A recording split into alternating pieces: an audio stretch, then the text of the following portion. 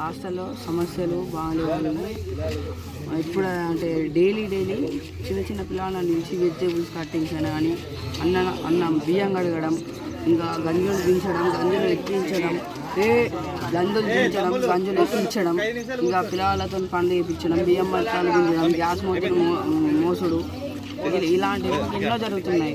ఇంకా స్నాక్స్ అయినా కానీ ఫుడ్ అయినా కానీ సరిగ్గా పెడతలేరు. ఫుడ్ అయితే ఇంకా క్వాలిటీ మంచిగా లేదు.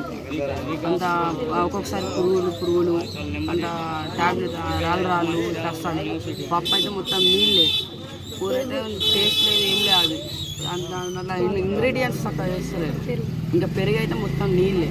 ఇప్పుడు పెరుగు 3-4 ప్యాకెట్స్ చేస్తే దాంట్లో ప్యాకెట్ వర్కర్సే తీసుకుంటారు. ఇంటికి ఉంటారు కూడా. మళ్ళీ మేము తినే వాళ్ళకి చికెన్ అయినా కానీ ఏదైనా కర్రీస్ వెజ్ కర్రీస్ కానీ మా వాళ్ళకే తీసుకోకట, ఇంకా కూరగాయలు తీసుకోకట వర్కర్స్.